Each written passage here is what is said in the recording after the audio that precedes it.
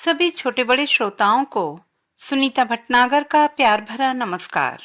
Audio stories के हमारे channel कहानी जगत में आप सभी का स्वागत है। हिंदी कहानियों की श्रृंखला में आइए आज सुनते हैं नासिरा शर्मा जी द्वारा रचित कहानी दूसरा ताजमहल। हवाई जहाज में बैठी नैना किसी परिंदे की तरह सहमी और निराश थी, जिसको उड़ान भरते हुए बीच में ही बहेलिये ने झपट लिया था। नियति का यह खेल उसकी समझ में नहीं आया। दिल्ली पहुंचकर वह हवाई जहाज की सीट पर बेहिस्सी बैठी रही। भीड़ छंटने पर एयर होस्टेस ने उसकी हालत देखी और पास आकर बोली, मैम, आपकी मदद कर सकती हूँ? नहीं, मैं ठीक हूँ। बड़ी देर तक वह कुर्सी पर बैठी खाली नजरों से मुसाफिरों को बाहर निकलते देखती रही। उसके दिमाग से सब कुछ पुछ सा गया था। कौन सा घर, कौन सा शहर और कौन सा पता जहां उसको जाना था। एयर होस्टेस ने उसकी अटैची निकाली। वह उठी, सीढ़ियां उतरी और इमारत में दाखिल हुई। प्रीपेड टैक्सी काउंटर पर वह बड़ी देर तक चुप रही। फिर बड़ी मुश्किल से उसने सड़क का नाम बताया। टैक्सी पर बैठी तो लगा सर के अंदर झंझनाहट सी है। घर का नंबर ही याद नहीं आया। टैक्सी बड़ी देर तक उस सड़क पर दाएं बाएं घूमती रही। फिर ड्राइवर ने झुंझला कर कहा, मैम साहब, मुझे घर भी लौटना है। नैना की चेतना लौटी। बहुत देर तक ढूंढने के बाद उसने पर्स से अपना विजिटिंग कार्ड निकाला और बड़ी कठिनता से पता पढ़ा। सर में शदीद दर्द उठ रहा था। उसकी हालत देखकर नौकर भी परेशान थे। वह सर दोनों हाथों से पकड़े बेडरूम में जाकर बिस्तर पर लुढ़क गई। सारी रात नैना के दिमाग में फोन की घंटी घनघनाती रही।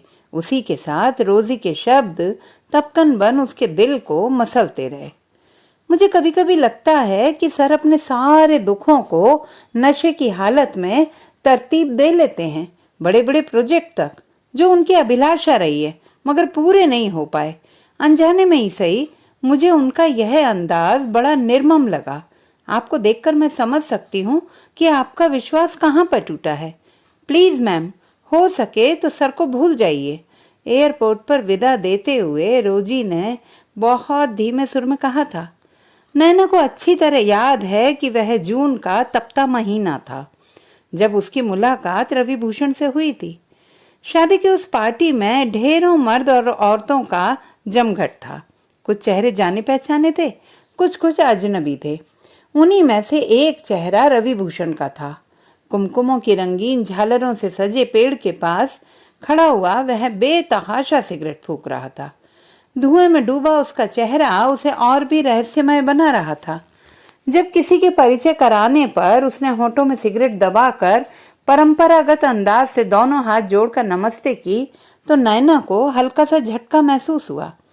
वह हेलो या हाय की आशा कर रही थी, मगर उसने गौर से रवि भूषण को देखा। चेहरे पर खोयापन, माहौल से लापरवाह उसकी बड़ी बड़ी आंखें अपनी ही सिगरेट के धुएं से अंधमुंधी हो रही थी। उसने संवाद शुरू करना चाहा, मगर जाने क्यों रुक गई। वह भी खामोश खड़ा संपूर्ण वातावरण का जायजा लेता रहा।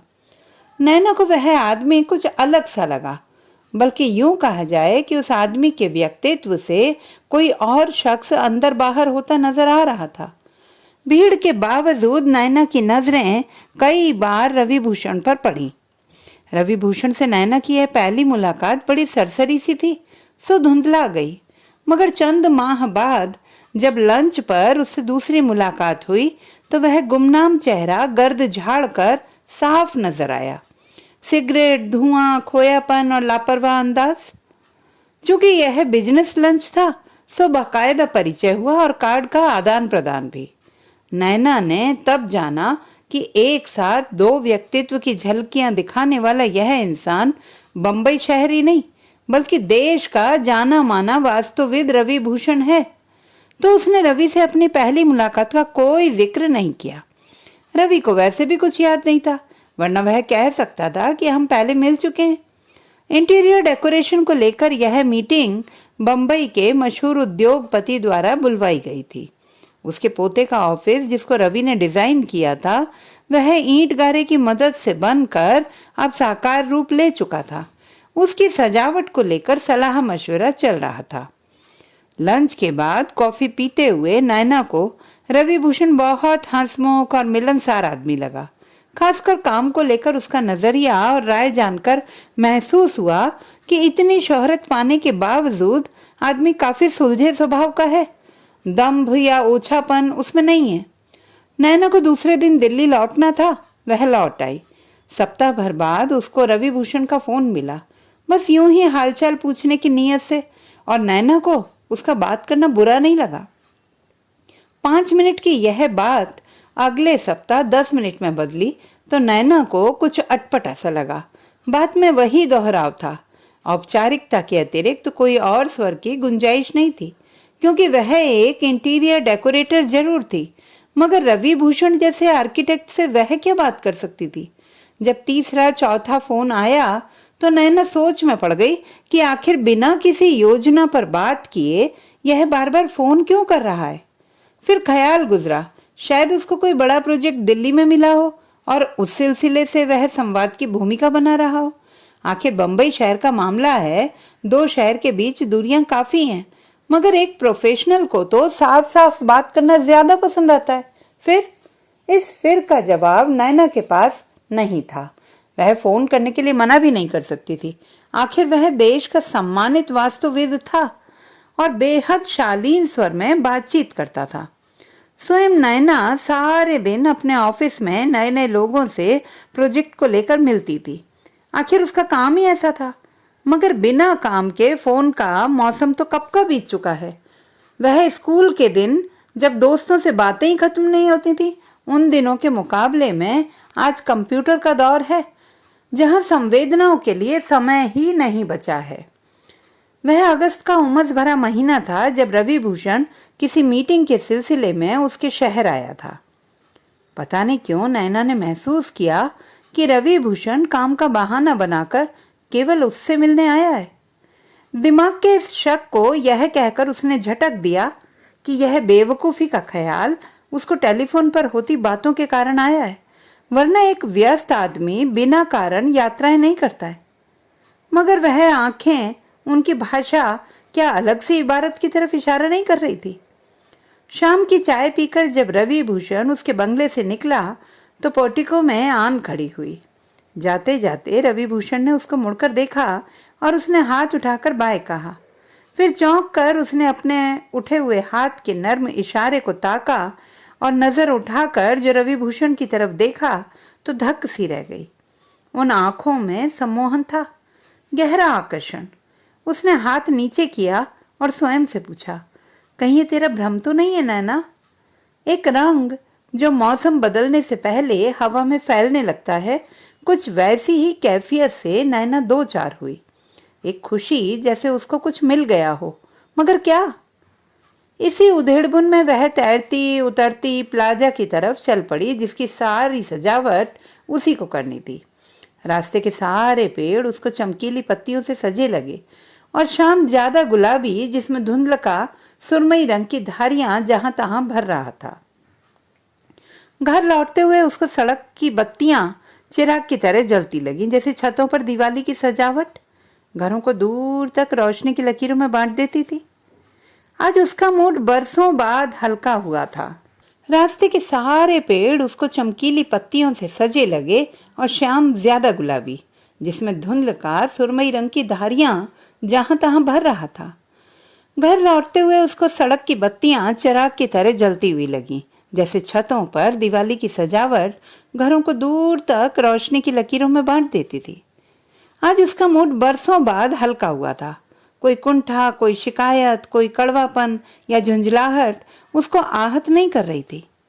वह हवा में तैरती हुई जब घर पहुंची तो नौकर ने बताया कि साहब को कोई इमरजेंसी ऑपरेशन करना है, जिसके कारण वे देर से लौटेंगे।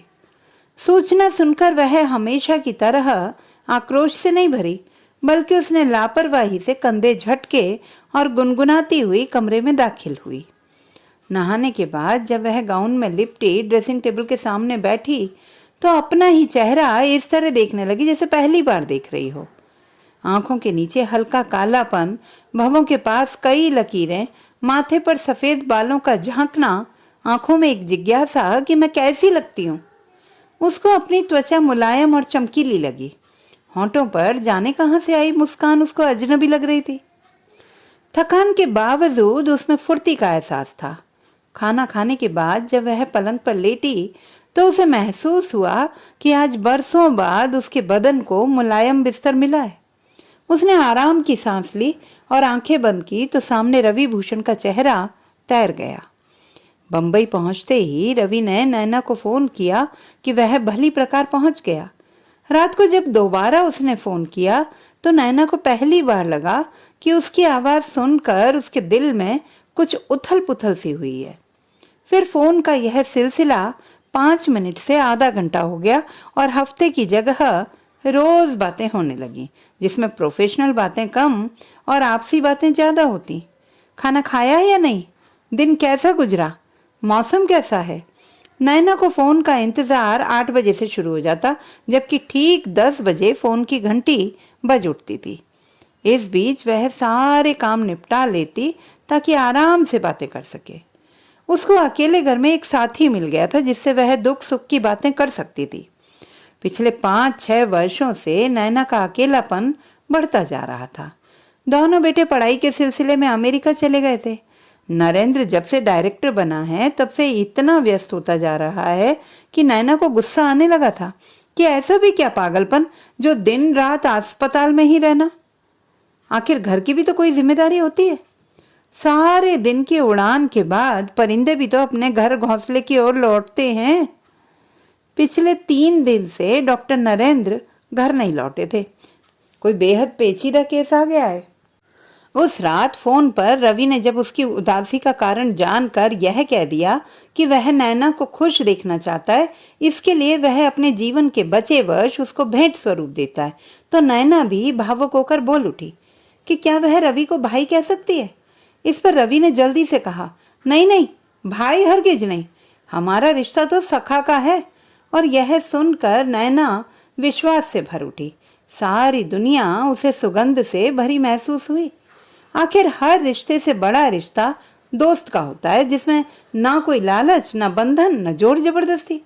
जितनी लंबी पैंग लेना चाहो ले सकते हो। इस रात ने दोनों के वार्तालाप का अंदाज ही बदल डाला था। बातों का सिलसिला सुबह 3 बजे तक चलता रहा और अनजाने में ही नई दिशा की तरफ मुड़ गया। नैना का छोटा भाई जो 2 वर्ष पहले ही कार दुर्घटना में जीवित नहीं रहा था, उसके बहुत करीब था। दोनों में बचपन से दोस्ती थी। जब वह बनारस से दिल्ली नौकरी के सिलसिले में आया तो नैना की खुशी का पूछना ही क्या था। कुछ दिन भाई बहन के साथ नरेंद्र घूमने गए, फिर बोर होकर अपने अस्पताल में गुम हो गए। नैना को उनकी कमी खलती न थी। उसका बचपना उसको दोबारा मिल गया था। भाई की शादी की सारी खरीदारी उसने दिल्ली से ही की थी, मगर होने को कौन टाल सकता था। शादी के सप्ताह भर पहले ताल कटोरा के पास कार की टक्कर होने से उसकी मौत हो गई। डॉक्टर नरेंद्र कुछ ना कर पाए। आखिर वो ईसा मसीह तो थे नहीं जो मुर्दा बदन में भी जान फूंक देते। नैना गहरी उदासी में डूब गई थी। उसी दुर्घटना के बाद बेटों का अमेरिका जाना हो गया। नैना को लगता कि अब वह इस दुनिया में तन्हा रह गई है। किसी को उससे बात करने, उसके साथ समय गुजारने की फुर्सत नहीं है। नरेंद्र से उसकी शादी पसंद की थी। दोनों ने शादी के पहले एक दूसरे को देखा परखा था, मगर जिंदगी तो हमेशा से समय से आगे निकल जाने वाली चीज है, ना कि ठहरी हुई जन्म पत्री जिसके सारे शब्द अनेक संकेतों से भरे होते। अपने काम को परखते उसकी दौड़ में शामिल नरेंद्र भी पहले वाले इंसान नहीं रह गए थे। उनके जीवन मूल्य जड़ न रहकर तरलता में अपना समाधान ढूंढने लगे थे। बहुत सी बातें नैना को परेशान करती थी। कई सवाल थे जो वह नरेंद्र से करना चाहती थी, मगर उनके पास हर बात का जवाब खामोशी थी। नैना भी नरेंद्र से उखड़कर अपने ऑफिस से अधिक जुड़ने लगी, मगर यह एहसास समय के साथ बढ़ने लगा कि उसका पुराना घर कहीं खो गया है। नैना के दिल में छुपा नरेंद्र के खिलाफ भरा गुबार कभी कभी फोन पर निकल जाता। आखिर रवि ने एक दिन कह दिया कि क्यों सहती हो ये सब, चले आओ सब कुछ छोड़कर मेरे पास। सुनकर नैना चौंक पड़ी। पूछने वाली थी आखिर किस रिश्ते से, फिर कुछ सोचकर रुक गई। पूरी रात रवि के इस बुलावे पर गौर करती रही। उसमें ध्वनित प्रेम के स्वरों को पकड़ने की कोशिश में स्वयं से सवाल करती, क्या रवि? और उसने अपने को टटोला। दिल की गहराई में कहीं रवि मौजूद था। उसने चौंक कर स्वयं से पूछा कि नैना, इस रिश्ते का यदि आरंभ अनजाने में हो गया है तो अंत क्या होगा? समझा बूझा या फिर समझा बूझा या फिर बहरहाल रवि से दोस्ती नैना के जीवन में एक नई उपलब्धि थी जिसने जीवन से उसका मोह बढ़ा दिया था। उसमें थकान की जगह खुशमिजाजी आ गई थी। पहनने ओढ़ने का दिल करता, सजने संवरने की इच्छा के चलते उसने क्रीम सेंट का ढेर लगा लिया और हर रात रवि भूषण के बुलावे पर उसका मन मुंबई जाने के लिए मचलने लगता। उसको अपने इस घर में एक और घर नजर आने लगा। बातों की लय में दोस्ती का अनुराग मर्द औरत की चाहत में बदल चुका था। एक दिल नशीन कैफियत थी जिसमें नैना डूबती चली जा रही थी। उसके क्षेत्र की अन्य औरतें उसके चेहरे पर आई ताजगी देखकर जब कॉम्प्लीमेंट्स देती तो स्वयं नैना को लगता कि उम्र के इस दौर में जब औरतें दुनियावी जिम्मेदारी से निपट कर धर्म की तरफ मुड़ने लगती हैं या फिर सूखी नदी में तब्दील होने लगती हैं, उस समय उसको ऊपर वाले ने कैसा वरदान दिया जो दिल दोबारा धड़का और जीवन में अनुराग ताजा कोपल की तरह फूटा। कभी नरेंद्र और नैना का जीवन एक सुखी जीवन था। वे दोनों अपना समय अपने कार्य क्षेत्र में उन्मुक्त भाव से देते थे। दिमाग पर कोई बोझ ना होता, न घर की जिम्मेदारियों से दिल परेशान रहता। अपनी कामयाबी को देखकर दोनों ने फैसला लिया था कि वे ऊंची शिक्षा के लिए बच्चों को बाहर भेजेंगे। दोनों लड़के गजब के जहीन थे। स्कॉलरशिप मिली और उमंग से भरे वे अमेरिका पहुंच गए। उनके जाने के बाद डॉक्टर नरेंद्र की रुचि अपने काम में और बढ़ गई। तरक्की मिली तो व्यस्तता का बढ़ना लाजमी था। नरेंद्र का उलट नैना के साथ हुआ। उसका काम में दिल कम लगने लगा। मन भटका भटका सा लड़कों के ख्याल में डूबा रहता। घर सूना लगता, खाना पीना अच्छा न लगता। कुछ माह बाद हालांकि वह संभल गई। शायद अस्पताल के नए प्रोजेक्ट ने उसका ध्यान बटा दिया, मगर एक उदासी जरूर हरदम उसके मन पर छाई रहती थी, जिसको रवि भूषण ने दूर कर दिया था। वह बंबई जाने की तैयारी करने लगी। नरेंद्र को बंबई जाना प्रोफेशनल टूर लगा। इसमें क्या खास बात थी? दोनों ही समय समय पर एक दूसरे से दूर घर से बाहर जाते थे। सो नरेंद्र ने सुबह नैना को सेफ जर्नी कहकर बाय बाय किया और नैना ने हमेशा की तरह उसको कुछ हिदायतें दी और फिर वह पैकिंग में लग गई। नैना जब नए खरीदे कपड़े पहनकर आईने के सामने खड़ी हुई तो उसको लगा कि उम्र का साया अभी उसके चेहरे पर नहीं आया है। खुशी ने उसके चेहरे पर चमक ला दी है। इस ख्याल से उसकी उत्तेजना बढ़ी कि यदि रवि भूषण ने उसको रोका और अपने साथ रहने का आग्रह किया तो वह क्या फैसला लेगी। रवि भूषण तो साफ शब्दों में कह चुका है कि तुम बेकार में समय नष्ट कर रही हो, वहां तुम्हारा कोई इंतजार नहीं कर रहा है, यहाँ मैं हूं, आओ ना, मैं फोन रखता हूँ, तब तक तुम फैसला लो, मैं 10 मिनट बाद फोन करूंगा। उसकी इस तरह की बातें छोटी छोटी शिकायतों के जख्म ताज़ा कर देती और उसको महसूस होता कि उसने अपनी जिंदगी जी ही कहाँ। कभी बच्चे, कभी पति, कभी ससुराल वाले, अब मैं अपनी जिंदगी जी सकती हूँ। रवि भूषण वास्तुविद है जो इमारत बनने से पहले उसका नक्शा खींचकर मॉडल के रूप में पूरी इमारत सामने लाने की क्षमता रखता है। वह जिंदगी का नक्शा भी बड़ा मजबूत बनाएगा जिसमें वह अपनी महबूबा के लिए ताजमहल ना सही एक छोटा सा घर तो बना सकता है जिसको वह अपनी मर्जी से सजा सकती है। नैना ने पूरे विश्वास से होठों पर लिपस्टिक लगाई और गहरी नजरों से अपने सरापे को ताका। उड़ान का समय हो गया था। दिल्ली से बंबई उड़ान बहुत कम समय की थी। नैना का मन तेजी से धड़क रहा था। 2 मुलाकातों के बाद घटनाएं संवेदना के स्तर पर जिस तरह घटी थी सारी मौखिक थी, मगर उसमें जादू था जो नैना के सर चढ़कर बोल रहा था। कल रात रवि भूषण की खुशी का कोई ठिकाना न था जब उसको पता चला कि नैना ने बंबई आना तय कर लिया है। उसके स्वर में जो धड़कन थी उसने नैना को विश्वास दिलाया कि जीवन का अंतिम पहर जैसे रवि भूषण के साथ गुजरने वाला है, वही मेरा अंत होगा, धीरे से नैना ने कहा और बैग उठाकर हवाई जहाज की सीढ़ियां उतरने लगी। उसको डर था कि रवि को देखकर वह इतनी भावुक ना हो उठे कि वहीं हवाई अड्डे पर उससे लिपट जाए, या फिर कहीं रवि सबके सामने उसका चुंबन ना ले ले। नैना किसी किशोरी की तरह शर्माई शर्माई सी थी। प्यार किसी भी उम्र में हो, उसका अपना तर्क होता है। जो उम्र जात पात धर्म भाषा की सारी दीवारों को गिरा देने की शक्ति अपने में रखता है। नैना की बेकरार आंखें भीड़ में रवि भूषण को ढूंढ रही थी। जब वह बाहर निकली तो रवि धुएं में घिरा अपनी तरफ उसको आता नजर आया। वह व्याकुलता से आगे बढ़ी, मगर रवि भूषण का ठहरा हुआ चेहरा देखकर ठिठक गई। वहां पर एहसास की कोई लकीर न थी, बस औपचारिकतापूर्ण मुस्कान। एक ठंडा सहज अंदाज नैना को परेशान कर गया। सुस्त कदमों से चलकर वह कार में बैठ गई, जिसको स्वयं रवि भूषण चला रहा था। नैना के दिल में कुछ टूटा, मन भटक कर कहीं दूर चला गया।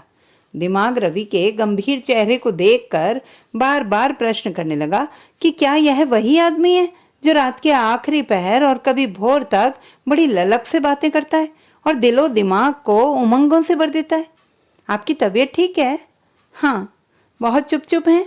दरअसल दिन को काम में उलझा रहता हूँ, सो बात करने का मन नहीं होता। रवि की हल्की हंसी और जवाब ने नैना को संभाल लिया। उसके अंदर बुझी खुशी फिर जिंदा हो गई और वह चहकने लगी। बातों में पता ही नहीं चला कि वह होटल पहुंच गए हैं। ऊपर समंदर के सामने वाली कुर्सी पर बैठा रवि सिगरेट पीता रहा और वह बातें। फिर रवि ने लंबी गहरी सांस लेकर खाली चाय की प्याली रखते हुए कहा, मुझे आज बंबई से निकलना होगा। अहमदाबाद में होटल बन रहा है, वहाँ कुछ दिक्कत पेश आई है। बहुत अच्छा हुआ हमारी मुलाकात हो गई। शाम की एक उड़ान दिल्ली के लिए है, अगर दिल चाहे तो रुको, मैं 2-3 दिन में लौटता हूँ। नैना सकपका सी गई। कोई उत्तर नहीं सूझा। दिल पर घूंसा सा लगा, मगर जल्द संभल गई। गहरी नजरों से उसने रवि को देखा। आंखों में छाया सूनापन था। उसने दिल को तसल्ली दी कि वे दोनों जिंदगी के उस पड़ाव पर हैं जहां फर्ज का नंबर पहले आता है। उसने शाम की उड़ान से लौटना तय कर लिया। रवि ने उसको बाजार छोड़ा ताकि वह कुछ शॉपिंग करना चाहे तो कर ले। फिर वह 2 घंटे बाद जरूरी काम निपटा कर लौटता है और लंच पर साथ रहेगा। इस बीच वह टिकट भी बदलवाने की कोशिश करता है। नैना को सब कुछ अटपटा लगा। फिर यह सोचकर चुप हो गई कि यह 2 शहर की अपनी संस्कृति का प्रश्न भी है। बम्बई प्रोफेशनल सिटी है, दिल्ली पॉलिटिकल, जहां कभी भी प्रोग्राम बदला जा सकता है। लंच पर रवि थोड़ा खुला, अपने काम के बारे में बताया कि वास्तुविद कला उसका ईमान है।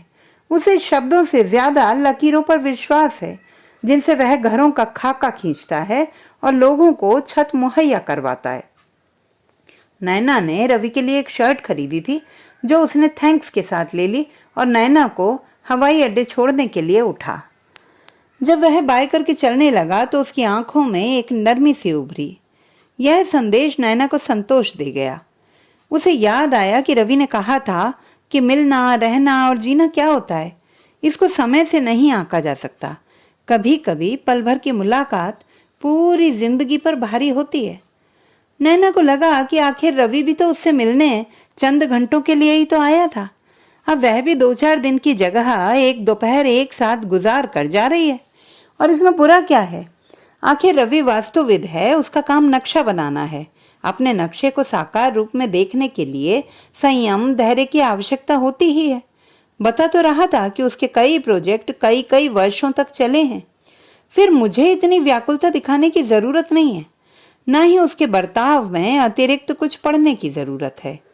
एक नई तरंग के साथ नैना दिल्ली लौट आई। नौकर जो 2-3 दिन के आराम का प्रोग्राम बनाए बैठे थे, हड़बड़ा गए। ठीक 10 बजे फोन की घंटी घनघना उठी। अहमदाबाद से रवि का फोन था। नैना हाथ में पकड़ा कॉर प्लेट में रखकर बेडरूम में आ गई और बिस्तर पर लेटकर बातों में डूब गई। फोन रखते हुए उसको चुंबन मिला। नैना के चेहरे पर एक साथ कई चांद चमक उठे। उसने आंखें बंद कर ली। सामने एक भरपूर जिंदगी का नक्शा था, जहां वह होगी और रविभूषण। उसने हंसकर आंखें खोली और अपने से कहा, नैना, जरा धैर्य से काम लो। माना कि तुम्हारा काम सूने कमरों को सजाना है, मगर इतनी जल्दबाजी की क्या जरूरत है? जिंदगी से भरपूर शरबत का गिलास तुम्हारे हाथ में है, उसको आहिस्ता आहिस्ता करके पियो, एक एक घूंट कर, ताकि तरावट तुम्हारे वजूद में इस तरह फैले जैसे सूखी धरती पर पानी धीरे धीरे उसकी खुश्की को जज्ब करता है। नैना ने रात को एक सपना देखा। एक खूबसूरत घर है जिसके सामने घास का मैदान है, जिसके चारों तरफ फूलों से भरी क्यारियां हैं। एक बड़े साएदार दरख्त के नीचे रवि उसके साथ बैठा है। सामने पड़ी मेज पर एक नक्शा फैला हुआ है, जिसको दिखाते हुए रवि कह रहे हैं, नैना, जापान में मेरे इस प्रोजेक्ट को बहुत पसंद किया गया है। उम्मीद है इस जाड़े में इसकी शुरुआत मैं कर दूं। तुम साथ रहोगी, देखना मेरी लकीरों का कमाल। वह इस तरह बोलेंगी कि उनके सामने शब्द भी फीके पड़ जाएंगे। नहीं रवि, जाड़े में नहीं, हम बसंत में जाएंगे, जब हर तरफ फूल की मालाएं लिए पेड़ हमारा स्वागत करेंगे। चमकीला सूरज नीचे आसमान पर चमकेगा, तब हिरोशिमा घूमने में मजा आएगा। वह शहर बमबारी के बाद दोबारा बसा है, जैसे हमारी यह जिंदगी, जो बिना बमबारी हमको सागर मंथन के द्वारा मिली है। नैना हंसती है। उसकी बात सुनकर रविभूषण ने जोर से कहकहा लगाया और गहरी सम्मोहन भरी नजरों से नैना को ताका और सिगरेट मुंह में दबाकर लाइटर जलाया। लपकते शोले ने सिगरेट को लाल बिंदी में तब्दील कर दिया। धुएं के छल्लों में घिरी नैना के कान सुनते हैं, तुम्हारी आंखें बहुत खूबसूरत हैं। तुम मुझे पहले क्यों नहीं मिली नैना? मैं इस तरह ना भटकता। मैं इस भटकाव में जिंदगी की जुस्तजू को छोड़ नहीं पाया हूँ। तो भी नैना, तुम मुझे कभी मत छोड़ना। चलना क्षितिज के अंतिम छोर तक मेरे साथ। रात का सपना नैना के दिमाग पर छाया रहा। दिल ने कहा कि रवि, मैं दुनिया छोड़ सकती हूँ, मगर तुम्हें नहीं। तुम मेरी श्वासों में बस गए हो, मेरे वजूद में समा चुके हो। तुमसे अलग होने का मतलब है अपने शरीर को दो हिस्सों में बांट देना। नहीं नहीं रवि, मैं अब तुम्हारी हूँ, सिर्फ तुम्हारी। जैसे मीरा कृष्णमय हो गई थी, मैं रविमय हो गई हूँ। मेरी तपस्या हो तुम, मेरी निष्ठा हो तुम, मेरी जिंदगी की नई शुरुआत हो तुम।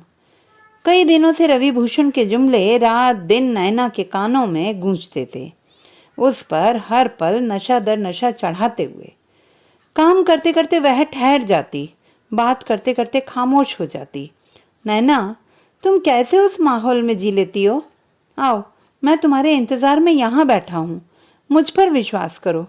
अपनी बड़ी बड़ी आंखों से इस रविभूषण को देखो, यह तुम्हारा है नैना, सिर्फ तुम्हारा है ये।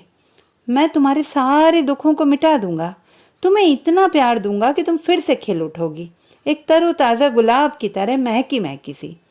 रात के लंबे प्रहर तक टेलीफोन में व्यस्त रहने से बाकी की कॉल रुकी रहती। कई बार नरेंद्र को सुनने को मिला कि मरीज की हालत खराब थी। घर फोन किया मगर बात ना हो पाई।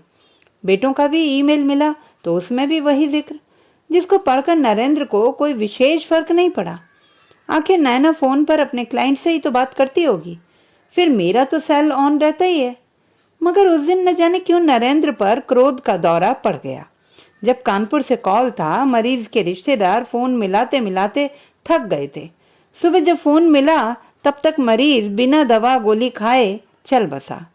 यह दवा उसकी जान बचा सकती थी अगर समय पर मिल गई होती तो। वह होश खोकर नैना पर जी भर के बिगड़ा। यह मरीज उसके करियर की सबसे बड़ी उपलब्धि था। उसका ऑपरेशन कामयाब हुआ था। मेडिकल क्षेत्र में उसके काम को सराहा गया था। अखबारों में उसकी तस्वीरें छपी थी। बीबीसी ने उसकी एक विशेष भेंट वार्ता प्रसारित की थी। उस कामयाबी का यह अंजाम। नैना को नरेंद्र की यह बातें बेहद बुरी लगी। उसके पास तर्क था कि पूरे अस्पताल में कितने फोन होंगे, उसका अपना सेलुलर था, क्या सारा मेडिकल विभाग एक ही फोन पर टिका है? इस बात को जानकर नैना बुरी तरह भड़क उठी जब नरेंद्र ने बताया कि उसने थकान के कारण सेल बंद कर दिया था ताकि पूरी नींद सो सके। दूसरे दिन उसको कहीं लेक्चर देने जाना था। नैना को लगा सारी जिंदगी नरेंद्र ने अपनी हर लापरवाही का इल्जाम नैना पर थोपा है। उसकी हर गलती को नैना ने हंस कर टाला। मगर कब तक? वह भी इंसान है, उसको भी प्यार चाहिए, तारीफ चाहिए, धन्यवाद वाले चंद शब्द चाहिए ताकि वह भी जी सके। मगर पूरी जिंदगी वह इस घर की सलीब पटंगी हर तरफ से ताने सुनती रही है। उसकी जरूरत पूरी नहीं हुई, उसी ने शिकायत दर्ज कर दी, मगर ये नहीं पूछा कि उसकी जरूरत क्या है। उसके मन में कौन सी नाकाम इच्छाएं मचलती रहती हैं। रवि ठीक ही कहता है कि मैं यहाँ क्यों टिकी हुई हूँ। नैना उस रात बहुत दुखी थी। उसने अपने मन का दुख रवि के सामने नहीं खोला। जब वह यह कह ही चुका है कि तुम आओ, यह चैम्बर तुम्हारा ही है, तुम्हारे लिए मैं इतनी रात गए तक यहाँ रुकता हूँ ताकि बात कर सकूं, वरना। यह सब सोचकर नैना खामोश रही कि फैसला जब उसी को लेना है तो फिर शिकवा क्या। सो रवि भूषण की जादुई आवाज में खोई रही जो कह रहा था, नैना, मैंने कितने घर बनाए, मगर दुखी होता हूँ जब उनमें लोगों को खुशी के साथ रहते नहीं देखता हूँ। क्या वे नहीं जानते कि नर नारी एक दूसरे के पूरक होते हैं? फिर काहे की लड़ाई? जो संबंध शाश्वत हैं उसमें एक दूसरे को ध्वस्त करने की बेजा हट क्यों? इन सारी गैर जरूरी बदकही का जवाब कौन देगा? शताब्दियां गुजर गई हैं, मगर यह जो समस्या नर नारी के बीच आन खड़ी हुई है वह आज की तारीख तक सुलझ नहीं पाई है। कि आखिर क्यों? क्या कर रहे हैं हमारे बुद्धिजीवी, जिन्हें लेखक, कवि, पत्रकार, समाज सेवी की सम्मानित उपाधि समाज ने दे रखी है, जो शब्दों के जन्मदाता हैं, जो शब्दों से खिलवाड़ करते हैं, मगर क्या उन्होंने इन संबंधों के लिए कोई त्याग किया है? नैना, सच मानो किसी ने कुछ नहीं किया है, केवल दिमाग को पालने, मन को मारने के सिवा। मेरा तो अटूट विश्वास है कि इंसान को मन की बात माननी चाहिए। संवेदना से बढ़कर सुंदर इस संसार में कुछ भी नहीं है, और यह शातिर दिमाग कब से उसको तबाह करने की योजनाएं बनाता आया है। कितनी तरह के नियंत्रण, कितनी संख्या में कारागार, अनेक तरह के अत्याचार हुए हैं इस पर। देखो नैना, इतिहास के पन्ने पलट कर देखो, मगर क्या कोई कैद कर पाया है भावना को? क्या वास्तव में किसी ने उसकी हत्या की है? नहीं नहीं, बस शोषण के बलबूते पर इंसान एक दूसरे का दोहन कर रहा है। नहीं जानते कि वे मूर्ख नर नारी संबंध संसार का सबसे सर्वोत्तम संबंध है। काश कोई इस संबंध को जीने का सही फार्मूला ढूंढ पाता और उसको घर घर बांट सकता। काश। रवि भूषण की आवाज गहरी होते अंत में आकर भर्रा गई। नैना को लगा कि रवि रो रहे हैं। उसका दिल भी भर आया। बांध से रुके आंसू बेकरार होकर गालों पर लुढ़क आए। उसकी सिसकियां सुनकर रवि भूषण ने चुंबन लेना शुरू कर दिया। आवाज द्वारा स्पर्श की यह भूमिका नैना को और भावुक बना गई। सारी जिंदगी का दुख मोम बनकर पिघलने लगा। जब क्षमा पिघलकर खामोश हो गई तो रवि का स्वर फूटा, नैना, तुम्हारे पास होता तो ये सारे आंसू पी जाता। आंखों में आए पानी को मैं बहुत पवित्र मानता हूँ, उसको संभाल कर रखो। मेरा दरवाजा खुला है, जब चाहो आ जाओ नैना। नहाते हुए नैना ने अपने सरापे को निहारा। बदन का हर अंग जैसे उत्सव मनाने की चाहत में सरशार लगा। मन बार बार भटक जाता था। अभी तक रवि भूषण ने उसके गालों पर चुंबनों के फूल नहीं खिलाए थे, मगर इस बार रात को हवा में तैराए गए सारे लाल गुलाब उसके चेहरे पर खिलेंगे। अब वह हमेशा के लिए रवि के साथ होगी। तब वह अनुभव कैसा होगा? उसने पिछले कई वर्षों से किसी का चुंबन नहीं लिया है, न पति का न बेटों का। पति के साथ उसके संबंध अलग तरह से पनपे थे, जिसमें बिस्तर लगभग गायब हो गया था, और जिम्मेदारी, परिवार, काम, भविष्य की समस्याओं ने उसकी जगह ले ली थी। वह मर्द के स्पर्श से बेगाना एक बैरागी जीवन व्यतीत कर रही थी, जहां पति को उसके स्पर्श की चाहत की जगह मरीजों की चिंता ज्यादा सताने लगी थी। यह सब कुछ धीरे धीरे घटा था, मगर आज का यथार्थ यही था कि मधु की बूंद की तरह मीठा प्यार शब्द व्यावहारिक रूप से उसकी धरती छोड़ चुका था। कानपुर के मरीज की मौत ने कई तरह के सवाल नरेंद्र के मन में उठा दिए थे, जिनका जवाब उससे मांगा जा रहा था। यह सब कुछ उनसे जलने वाले करा रहे थे। यह सबको पता था, मगर बात तो उठी गई थी। नरेंद्र इन दिनों बहुत परेशान था। उसको किसी अपने की जरूरत थी जो उसका हाल सुनकर उससे सच्ची हमदर्दी जता सकता। बच्चे दूर थे, नैना बुरी तरह से खफा थी। वह सुकून की तलाश में अक्सर दोस्तों के पास चला जाता और जब घर लौटता नैना फोन में डूबी होती। वह परेशान था, शराब की बोतल खोलता और अकेले ही पीना शुरू कर देता, फिर धुत सा सोफे पर सो जाता। सेल्यूलर जेब में पड़ा बजता रहता। यह कैफियत भी ज्यादा दिन तक नहीं चली। उसको किसी कॉन्फ्रेंस का बुलावा मिला जिसने उपद्रव को जहां शांत किया, वहीं उसकी खोई प्रतिष्ठा भी उसे वापस मिल गई। क्योंकि कॉन्फ्रेंस को लेकर रोज खबरें पत्रों में होती और भारत से प्रतिनिधित्व करने वाले केवल डॉक्टर नरेंद्र कुमार थे, सो माहौल बदलते देर नहीं लगी। नैना हमेशा के लिए घर छोड़ने का प्लान बना चुकी थी। उसको नरेंद्र से कोई मतलब ना था। पिछले 2 हफ्तों से उनके बीच कोई बात भी नहीं हुई थी। अपना ऑफिस फिलहाल अपने असिस्टेंट के हवाले कर चुकी थी, जिससे कहा सिर्फ इतना था कि वह महीने भर के लिए किसी बड़े प्रोजेक्ट के सिलसिले में बंबई जा रही है। यही बात नौकरों को कहते हुए उसने नरेंद्र को सुनाई थी। बैंक जाकर लॉकर से उसने वह सारे जेवर छांट कर निकाले थे जो उसको मायके से मिले थे और स्वयं खरीदे थे। चेकबुक उसने पर्स में डाली और महीने भर का राशन पानी का इंतजाम किया। आए हुए बिल जमा करवाए, सब काम किया जो उसकी आज तक की ड्यूटी में शामिल थे। जब वह यह सब कर चुकी तो उसने अपनी सीट बुक कराई और अटैची में कपड़े सजाने लगी। नरेंद्र जा चुका था। हफ्ते भर बाद उसको लौटना था। उसकी भी जरूरी चीजें उसने पूरी की और 1-2 लोगों से जरूरी मुलाकात के लिए चल पड़ी। रात को रवि भूषण का फोन आया तो उसने बताया कि वह कल सुबह की फ्लाइट से आ रही है। फ्लाइट और एयरलाइंस का नाम रवि भूषण ने नोट कर लिया था। रवि भूषण ने फोन काटकर शायद किसी को इत्तला दी, फिर मिलाया और लंबी बातों का सिलसिला चल पड़ा। 2 बजे के लगभग बात खत्म हुई। फोन रखकर नैना बिस्तर पर पैर फैलाकर लेट गई। यादों का काफिला घर के कोनों से निकलकर उसकी आंखों के सामने से गुजरने लगा। शादी के आरंभ के दिन, बच्चों की पैदाइश, सास ससुर का बुढ़ापा, बीमारी, फिर मौत, मायके का घर, भाई बहनों की मौत और अपने काम में जुड़े लोगों की अच्छाइयां और बुराइयां, सब एक एक कर उसकी आंखों के सामने आने लगे। एकाएक ख्याल कौंधा, क्या बच्चे इस रिश्ते को स्वीकार कर पाएंगे? शायद वे मुझसे घृणा करने लगे, अपने डैडी से उन्हें ज्यादा हमदर्दी हो और वे नरेंद्र की उस मित्रता को एकदम भूल जाएं जो बड़े जोर शोर से अपनी जूनियर डॉक्टर से हुई थी। तब घर में तनाव ही तनाव था।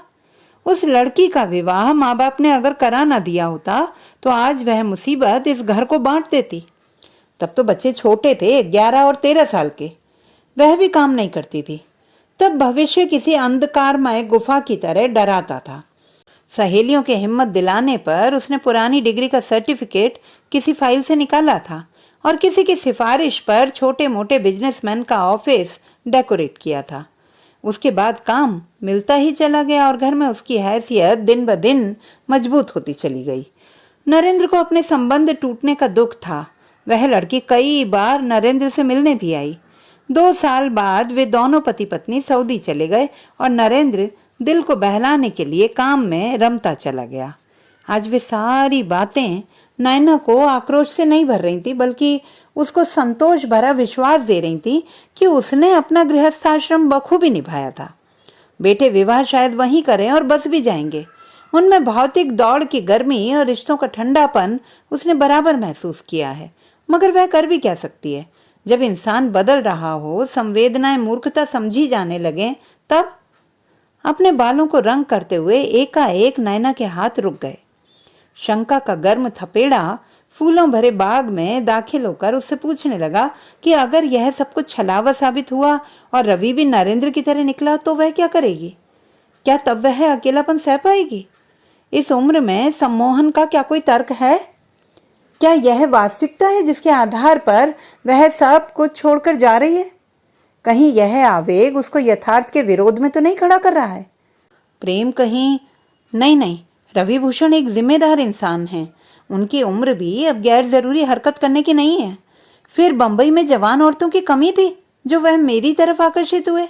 यह आकर्षण वास्तव में पुराने जीवन की निराशा से उपजा भाव है, या फिर यूं कहा जाए कि एक फसल कट जाने के बाद दूसरे पौधे लगाने का समय है। जीवन तो निरंतरता का नाम है, तो भावनाएं तो फिर भी खिल सकती हैं बार बार।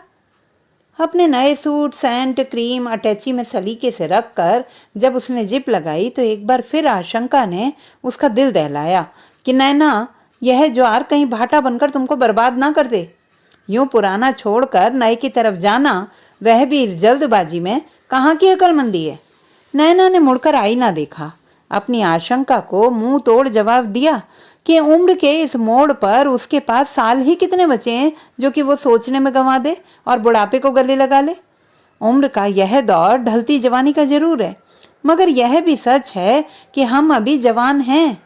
इस जज्बे को संभालना ही चुनौती है। और आज का सच यही है कि रवि भूषण मेरे एहसास में उपजी एक सुगंध है जिसकी चाह मेरी आत्मा को है। पाँव फट चुकी थी।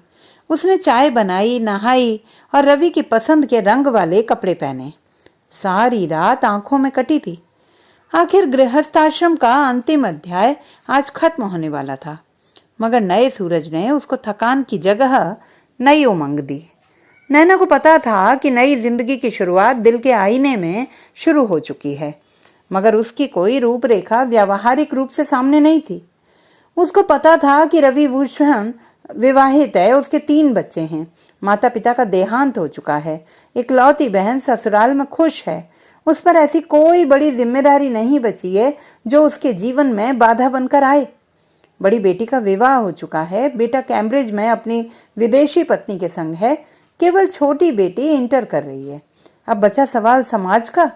उसका मुकाबला हर कदम पर हर तरह से नैना ने किया है। कभी प्रताड़ना मिली तो कभी सराहना, और अब वह हर तरह के अंजाम के लिए तैयार है। हवाई जहाज कब उड़ा कब उतरा नैना जान न पाई। चौंकी तब जब सारे मुसाफिर अपना सामान निकालने लगे। नैना मंद मंद मुस्कुराती उठी। जेवरों से भरा पर्स कंधे पर टांगा और अटैची किसी की मदद से उतरवाई। फिर उतरते मुसाफिरों के पीछे चलने लगी। घर से भागने का यह अंदाज पुराना होने के बावजूद कितना नया था। जब तजुर्बा आपके बालों में सफेदी बनकर उभर रहा हो और आपके पैर किसी पुराने बरगद की तरह धरती में एक विशेष स्थान पर गहरे धंस चुके हों, तब सब कुछ नकार कर एक नई जिंदगी की बुनियाद डालना कितना अनोखा अनुभव है। जहाज की सीढ़ी उतरते हुए नैना को महसूस हुआ कि वह पिंजड़े में कैद मैना थी, जो आज बरसों बाद पंख फैलाकर सूरज की गर्मी को डैनों में भरकर हवा के डोले पर सवार फल फूलों से भरे बागानों की तरफ उड़ान भरने वाली है, जहां हरी पत्तियों वाली मोटी शाखों वाले दरख्त पर पड़े झूले में बैठकर उसे केवल प्रेम गीत गाना होगा और राग उठाना होगा जिसका आलाप जाने कब से उसके सीने में दबा रखा था। सामान लेकर जब वह बाहर निकली तो उसकी बेचैन आंखें रवि भूषण को तलाश करने में लग गईं। आसपास की भीड़ छंटी तो वर्दी पहने ड्राइवर उसकी तरफ बढ़ा और अदब से पूछा, नैना मैम साहब? हाँ, साहब की मीटिंग थी सो वह आ न सके।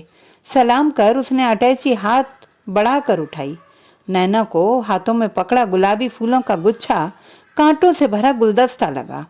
आंखों में दिल के टूटने से पानी तैर गया।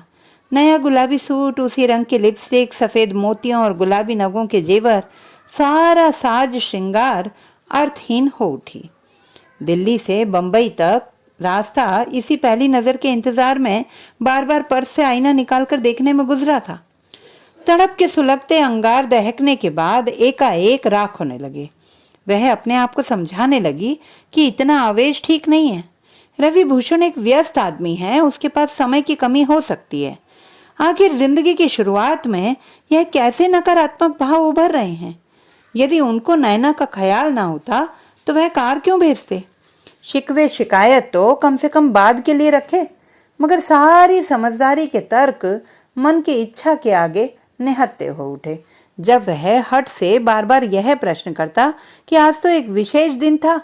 माना कि वह अपने कार्यक्रम में महत्वपूर्ण व्यक्ति है तो आधा घंटा देर से मीटिंग शुरू करने की व्यवस्था नहीं कर सकते थे। मुझे नैना तुमसे सब कुछ चाहिए, बस तुम पूरे विश्वास से इस जमीन पर खड़ी रहो कि मैं तुम्हारे पास हूं। कई महीनों से अनुराग भरा आग्रह उन्हीं की तरफ से रहा था और परसों रात को सारा कार्यक्रम तय हुआ था। आज सुबह पहुंचने का फैसला हम दोनों ने लिया था। फिर उसने सिर झटका, पर्स से आईना निकालकर चेहरा देखा। ताजगी रूखेपन में बदल रही थी। उसने अपने को संभाला और जबरदस्ती मुस्कान चेहरे पर लाई ताकि रवि उसकी उदासी ताड़ न जाए। मैम साहब, किधर जाना है? हवाई अड्डे की सड़क से निकलकर ड्राइवर ने मोड़ से पहले पूछा। किधर चलूं यानी क्या? नैना ने पलक झपकाई, फिर धीरे से बोली, क्या साहब ने कुछ नहीं बताया? नहीं, बस इतना कहा था कि मैम साहब जहाँ जाना चाहें पहुँचा देना और जहाँ ठहरें वहाँ का नंबर लेते आना ताकि मीटिंग के बाद मैं उनसे फ़ोन पर बात कर सकूं। ड्राइवर ने धीरे से कहा। मतलब? तय तो कुछ और हुआ था। क्या रवि सब कुछ भूल गए? मन ही मन नैना ने कहा और चकराई सी बैठी रही। किधर जाना है? ड्राइवर ने दोहराया। साहब के ऑफिस चलो, नैना के मुंह से निकला। कार सड़क पर तेजी से फिसलने लगी। चेहरे पर तना खुशी का शामियाना धीरे धीरे उतरने लगा। वहां चिंता प्रश्न बनकर उभर आई। कहीं रवि की धर्मपत्नी तो कोई फसाद नहीं खड़ा कर रही है? मैं इस शहर में कहाँ ठहरने जाऊं? 2 बार आई तो ठहरने का इंतजाम बुलाने वालों ने किया था। इस बार बुलावा रवि की तरफ से था। उसने साफ शब्दों में कहा था कि मैं तुम्हारा गुनहगार हूँ। पिछली बार तुम्हारा स्टे कम रहा, मगर इस बार ताजमहल होटल में एक स्वीट बुक करवा दूंगा। उसको फूलों से सजवा दूंगा ताकि उनकी उपस्थिति में हम कई दिनों तक एक दूसरे की बाहों में बेहोश रहें। फिर देखेंगे कि जिंदगी कैसे शुरू करेंगे। मुझे कोई जल्दी नहीं है। अब रात दिन हमारी मुट्ठी में है। तुम मुझ पर यकीन रखो, मैं हूं ना तुम्हारे साथ। जानती हो, मेरे 2 दिल हैं, एक में तुम मौजूद हो और दूसरे में मेरा प्रोफेशन। मीठी बातों की याद से नैना के चेहरे पर मुस्कान दौड़ गई। फिर दूसरे ही लम्हे वह कार रुकने से चौंक पड़ी। फीके चेहरे पर खुशी की तह जमाने की नाकाम कोशिश करती हुई नैना कार से नीचे उतरी। मन में रवि का कमरा देखने की जिज्ञासा उभरी। जब तक वह अपने कमरे को घर कहकर नैना को वहां रहने की दावत देता था, उसका कहना था कि मुझे घर से ज्यादा अपने ऑफिस में सुकून मिलता है। वहां मेरी जरूरत की हर चीज मौजूद है। इसलिए नैना को अपने घर में पहला कदम रखना था। ड्राइवर के पीछे पीछे 11वें फ्लोर पर नैना लिफ्ट से पहुंची। रवि का ऑफिस शानदार था। चौकोर कमरे में 2 लोग सिर झुकाए लैंप के नीचे काम कर रहे थे। कई रंगों के फोन के पीछे काउंटर पर एक जवान लड़की बैठी थी। उसने नैना को देखकर नजरें उठाईं। यस मैम, मुझे रवि भूषण जी से मिलना है। किस सिलसिले में? Your good name please.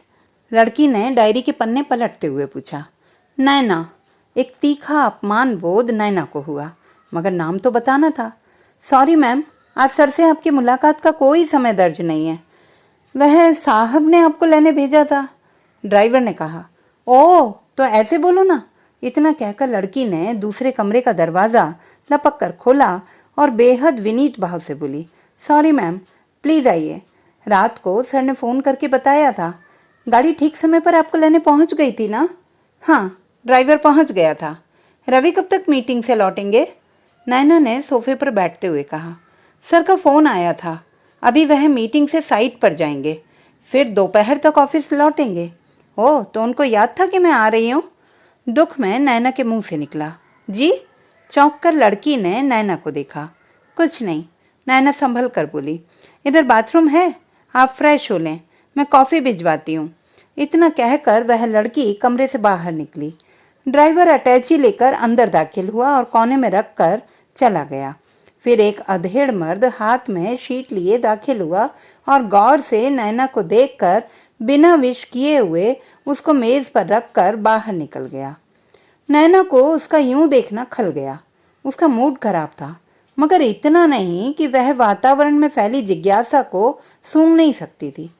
वह उठकर बाथरूम गई, बाल ठीक कर होंठों पर नई परत लिपस्टिक की जमाई, फिर बाहर आकर कमरे का जायजा लिया। रवि भूषण की बड़ी सी मेज के पीछे उफनते समुंदर की पेंटिंग लगी हुई थी। बाईं तरफ रोल किए हुए कागजों का ढेर था। मेज पर ऊपर से लटकता लैंप और 2 टेलीफोन। मेज के पीछे रखी नीली ऊंची सीट वाली कुर्सी, तो यहाँ बैठकर रवि भूषण फोन करते होंगे। सुनो नैना, मेरा कोई भावनात्मक जुड़ाव पत्नी से नहीं हो पाया। बहुत कोशिश की, मगर वह खुशबू जिसकी मुझे तलाश थी हमारे बीच कभी नहीं फैली। क्या एक इंसान सामाजिक बंधन से बंध कर सारी जिंदगी तड़पता झटपटाता रहे और अपने लिए कोई लम्हा उधार न ले सके? दरवाजा खुला, नैना ने नजर उठाई। कॉफी और सैंडविच की ट्रे लेकर लड़का कमरे में दाखिल हुआ और मेज पर रखकर जाने लगा। तभी वह लड़की भी अंदर दाखिल हुई। सॉरी मैम, आपको अकेला छोड़ दिया था। मेरा नाम रोजी है। आप कॉफी लें, हमारे ऑफिस की कॉफी पूरे 15 माले में मशहूर है। कहते हुए रोजी ने कॉफी आगे बढ़ाई। तभी फोन की घंटी बज उठी। Hello, Ravi's associate. जी सर। ऐसी कोई इन्फॉर्मेशन नहीं है। आपने रात को कब बात की थी? 11:30 बजे। सॉरी सर, मुझे रात की बातों की कोई सूचना नहीं रहती। यदि आप चाहें तो 2 बजे फ़ोन कर लें। इतना कहकर रोजी ने लंबी सांस ली और गर्दन हिलाते हुए फ़ोन रखा। नैना का मन हुआ कि उसके चेहरे पर उभरे अजीब से भाव और आंखों में उभरी परेशानी देखकर पूछे कि क्या हुआ, मगर फिर सोचा कि भले ही वह रवि के नज़दीक है, मगर यह तो उसका ऑफिस है, उसको चिंता व्यक्त करने की कोई ज़रूरत नहीं है। कॉफ़ी का घूंट भरते हुए उसको रवि भूषण का आक्रोश में भरा स्वर याद आया। एक एक को मैं देख लूंगा। समाज के ठेकेदारों को एक दिन जवाबदेह होना पड़ेगा। मैं यहाँ बैठा हूं ना, आए और मेरे प्रश्नों का उत्तर दें कि अपमान बड़ा होता है या शोषण। किसी एक अवस्था में जीना बेहतर होता है या सब कुछ नकारते चले जाना। सच्चाई को स्वीकार करने से डरना कोई अच्छी बात नहीं है। मेरे ऊपर लांछन लगाना बहुत बड़ा मानवीय कारनामा नहीं है। फिर हिम्मत है तो सामने आओ ना। इस तरह का वार्तालाप वह किसको संबोधित करके करता था, नैना समझ नहीं पाती थी। इतना जरूर जानती थी कि रवि भूषण के अंदर कहीं जहर से बुझा आहत परिंदा कैद है। जब तब उसका उद्गार निकलता रहता है। उसका यह अंदाज, जिसमें भटकन भी थी और ठहराव भी, आजादी भी थी और विस्तार भी, परंपरागत पुरुषों एवं नए सांचे में ढले मर्दों से वह अलग था। कुछ था जरूर। एक तेज झटके से कमरे का दरवाजा खुला और एकाएक 6 फुट लंबे रवि भूषण अंदर दाखिल हुए। होंठों में सिगरेट थी, आंखें धुएं से अधमुंदी थीं, जिनको जरा तिरछा करके उसने सोफे पर बैठी नैना को ताका और पास रखे गुलदान की ऊंची मेज पर रखी एशट्रे में सिगरेट बुझाया। फिर बड़ी शालीनता से दोनों हाथ जोड़कर नैना को नमस्ते किया। बड़ी अदा से थोड़ा झुककर पूछा, आपको कोई कष्ट तो नहीं हुआ? जी जी नहीं। नैना का चेहरा लाल पड़ गया। ठहरी कहाँ है इस बार? अपनी कुर्सी पर बैठते हुए उसने नैना से पूछा। क्या आपको याद नहीं कि कल रात आपने? नैना ने गुस्सा पीते हुए हैरत से पूछा। दरअसल मुझे रात की सारी बातें याद नहीं रहती हैं।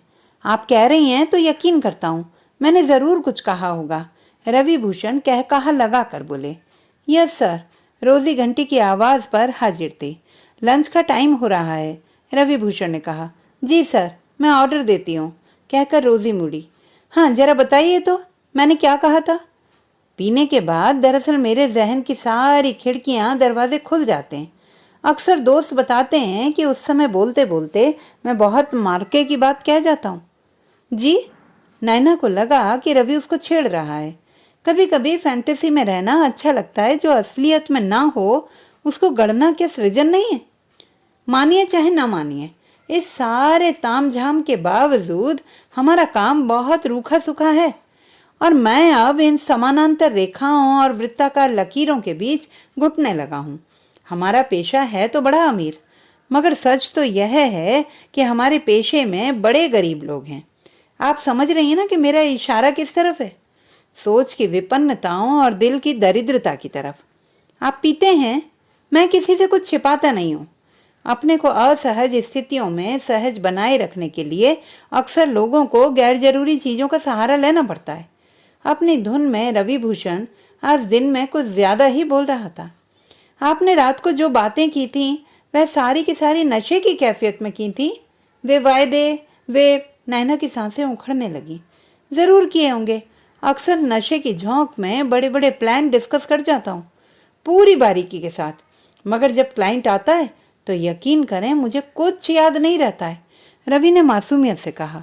मुझे बुलाना भी नहीं, और वह ताजमहल भी नहीं। नैना के जहन में बना ताजमहल डगमगाने सा लगा। Taj Mahal?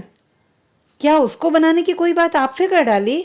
My goodness, I am really genius. मगर मैं उस्ताद मोहम्मद मूसा की तरह हाथ कटवाना पसंद नहीं करूंगा। रवि भूषण कहका मार कर हंस पड़े। नैना के दिमाग में कोयले का इंजन पूरे वेग से धुआं फैलाता, सीटी देता गुजरने लगा। उसकी आंखें जलने लगी। उसने कांपते हुए होंठों से पूछा, मुझसे बात करना तो याद है या वह भी भूल गए? बिल्कुल याद है जनाब, मैं रोज आपकी खैरियत लेने के लिए दिल्ली फोन करता हूँ, मगर बातें किस दिशा की ओर बढ़ जाती हूँ वह सब मुझे याद नहीं रहता। मुझे छानबीन की आदत भी नहीं है। तो भी मैंने आपसे कोई गैर जरूरी बात कह दी हो तो मुझे क्षमा करें। मैं बदतमीज आदमी हूँ, मगर मेरी मंशा किसी का दिल दुखाना नहीं होता। यह रुमाल लें प्लीज, अपने को संभालें। मैं ठीक हूँ। नैना ने आंसू पोंछे। मन हो तो हम कहीं और चलकर बैठते हैं। लीजिए, खाना आ गया। सर, आपने सुबह ब्लड प्रेशर की दवा ली थी? रोजी ने धीरे से पूछा। नहीं। रवि भूषण को अपनी उत्तेजना का भेद समझ में आ गया। सर, आपका फोन। रोजी ने बजते फोन को उठाया। हेलो माय स्वीटहार्ट, बोलो। मुझे याद नहीं। खैर, अभी दिल्ली से मेरी क्लाइंट आई है, मैं निकल नहीं पाऊंगा। तुम मम्मी के साथ हो आओ। सॉरी सर, आपकी मीटिंग 5 बजे लीला में मिस्टर ब्रिजेश मदान के साथ है। फिर 7 बजे आपको नाज जाना होगा, जहाँ सेमिनार के बाद डिनर भी है। ठीक है नैना जी, आप खाना खा लें। कहते हुए रवि भूषण आकर नैना के पास सोफे पर बैठ गए। नैना ने नजरें उठाकर रवि के चेहरे को ताका। क्या सचमुच रवि गंभीर है? वह मुझसे मजाक तो नहीं कर रहे? तो फिर क्या पिछले 11 माह से होती हुई बातें झूठ थी? इतना लंबा झूठ किसी वृत्तांत की तरह कैसे कोई हर रात बोल सकता है? क्या मौखिक शब्दों की कोई जिम्मेदारी नहीं होती? क्या वह मुंह से निकलते ही हवा में विलीन हो जाते हैं? कैसे विश्वास कर लूं कि उन शब्दों में रस नहीं था, भाव नहीं थे, निष्ठा नहीं थी? माना कि वे लिखित नहीं थे, मगर उन्होंने मुझे पूरा संसार दिया था। नैना कोई सीन क्रिएट नहीं करना चाहती थी, सो न चाहने पर भी उसने प्लेट में खाना निकाला। ऑफिस के बाकी लोग लगातार कमरे में आ जा रहे थे, कुछ रख उठा रहे थे। रोजी पास ही खड़ी थी। आप ठहरी कहाँ हैं? ओह सॉरी, जहाँ भी ठहरना चाहें मेरा ड्राइवर आपको ले जाएगा। कार अपने साथ रख सकती हैं। ड्राइवर को फ़ोन नंबर दे दीजिएगा। अब मैं इजाज़त चाहूँगा।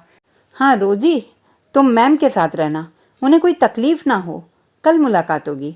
रवि ने बड़ी सी अटैची पर नज़र डालते हुए नैपकिन से हाथ पोंछा और उठ खड़े हुए। नैना ने बड़ी बेबसी से उन्हें जाते देखा। उसकी आंखों से आंसू गालों पर बह निकले।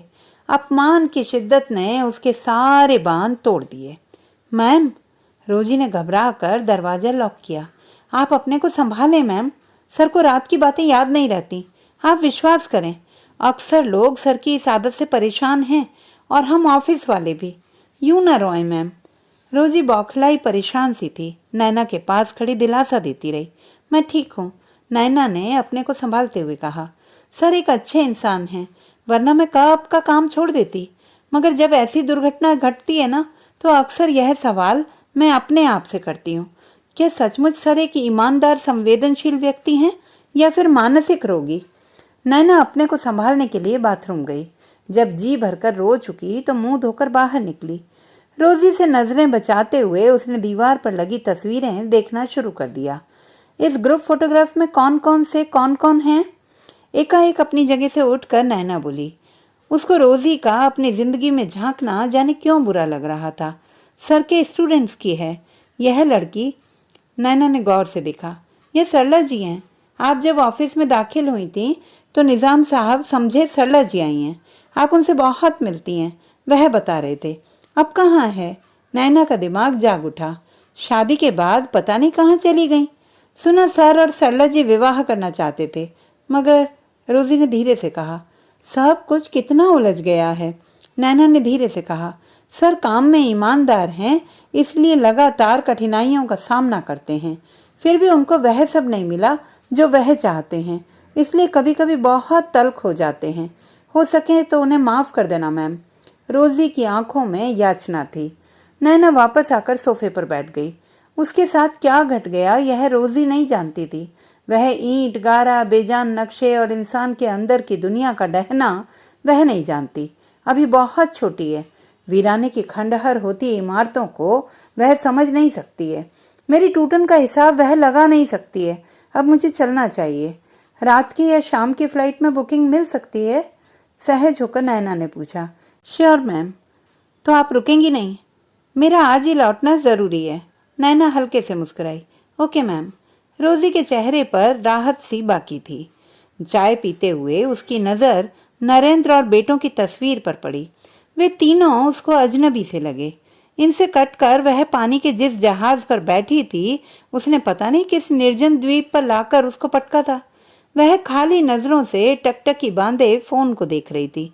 मन में आक्रोश बवंडर उठ रहा था कि फोन को पटक दे, अपना सिर दीवार पर मार ले। कनपटी के पास तपकन अब टीसों में बदल रही थी।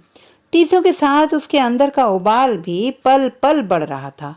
नरेंद्र हफ्ते भर के लिए गया था। घर के नौकर मालकिन के लौटने से मन ही मन खिन्न थे। दोपहर तक वे कमरे के आसपास चक्कर लगाते रहे कि नाश्ते खाने के लिए कुछ कहे। एक ने हिम्मत करके कमरे में झांका भी, मगर नैना को लेटा देखकर वह लौट गया। सभी परेशान थे कि न डॉक्टर आ रहा है न दवा, और वरना मेम साहब जरा सी भी छींक सहन नहीं कर सकती थी। नैना सारी चीजों से बेखबर पीड़ा के संसार में डूबती जा रही थी। निराशा अपमान भरे दुख के साथ मिलकर उसकी मांसपेशियों में उत्तेजना भर रही थी। उसके अंदर सांस लेती औरत किसी तूफान की तरह तड़प रही थी। मोहब्बत के बिना यूं जिंदगी जीने का मकसद क्या? अब कोई भी किसी से प्यार नहीं कर पाएगा? ऐसा प्यार जो दो लोगों के बीच हुई जुबानी बात का संदर्भ तलाश कर सके, जो शताब्दियों के गुजर जाने के बाद किसी कलाकृति में डूब अमर हो जाए, किसी पुस्तक के खुले पन्नों पर सदा के लिए दर्ज हो सके, या फिर सिर्फ इतना कि वह किसी दो इंसानों के दिलों में पल भर के लिए ही पूरी ईमानदारी के साथ जिंदा रह सके। शाम का धुंधलका कमरे में दाखिल हो चुका था। नैना को उठने की सुध न थी कि बत्ती जलाती। कुछ देर पहले नौकर आया था। चाय की प्याली वैसे ही मेज पर पड़ी थी। उसके कानों में घड़ी की टिक टिक गूंज रही थी। ऐसी ही गूंज और सनसनाहट उसको तब महसूस हुई थी जब उसका बड़ा ऑपरेशन हुआ था। पेट के अर्ध चंद्राकार कटाव के बाद यूट्रस खो चुकी थी। तब गहरी बेहोशी से निकलते हुए महसूस हुआ था कि भारी पत्थर उसके पेट पर रखा है। 2 माह आराम करने के बाद जब वह ऑफिस जाने के काबिल हुई तो लेडी डॉक्टर ने हिदायत दी थी। डॉक्टर नरेंद्र, इसके बाद औरतें आहत और संवेदनशील हो जाती हैं, मूड में फर्क आता है, इसलिए आपको कुछ खास ध्यान अपनी श्रीमती का रखना होगा। इन्हें ज्यादा संभालने की जरूरत होगी, इसलिए गुस्से और निराशा के समय आप इनकी विशेष देखरेख करें। वैसे तो आप सफल डॉक्टर हैं, सारी पेचीदगियां आपको मालूम हैं, आपसे ज्यादा क्या कहना। मैम साहब, डॉक्टर को फोन कर दूं? अस्पताल से कोई आ जाएगा। नौकर बर्तन उठाते हुए बोला। नहीं, डूबती आवाज उभरी। कमरे में रोशनी थी। नैना के अंदर अंधेरा बढ़ता जा रहा था। घड़ी की टिक टिक उसके सिर पर हथौड़े बरसा रही थी। तभी फोन की घंटी हमेशा की तरह ठीक 10 बजे घनघना उठी। बिना सोचे आदत के मुताबिक नैना का हाथ आगे बढ़ गया। क्या सो गई थी? नहीं। नैना का पूरा वजूद जल उठा। मुझे अगले हफ्ते इटली जाना है। इस बार तुम्हें साथ लेकर चलूंगा। अरसे से आराम करने की सोच रहा हूँ। इस बहाने हमारा हनीमून भी हो जाएगा। सुन रही हो ना? फिर बात रोक कर चुंबनों की दीप शिखाएं। नैना का जख्मों से भरा वजूद इस ज्वार लहरी से थर्रा उठा। शब्दों का ये कैसा सम्मोहन है जो उसको फिर अपनी ओर खींच रहा है। फिर वही सब कुछ। घबराकर उसने फोन रख दिया। नहीं नहीं, अब यह सब फिर से दोहराना बेकार है।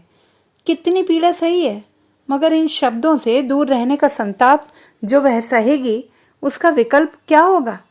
यदि हर सच में अंत में झूठ साबित होकर रह जाता है तो फिर इस झूठ को ही सच क्यों नहीं मान लेती है? आखिर वह भी तो यथार्थ का एक चेहरा है। तभी फोन की घंटी फिर बज उठी। तुम बहुत सुंदर नारी हो, मेरी तन्हा जिंदगी में एक दीप की तरह जो कभी नहीं बुझ सकता। मेरे विश्वास की जमीन बहुत पुख्ता है, मेरा यकीन करो। नैना की कनपटी के पास पीड़ा का खिंचाव बढ़ा और रवि भूषण की जानलेवा आवाज के साथ नैना आहिस्ता आहिस्ता ताजमहल के आंगन में दाखिल हो गई।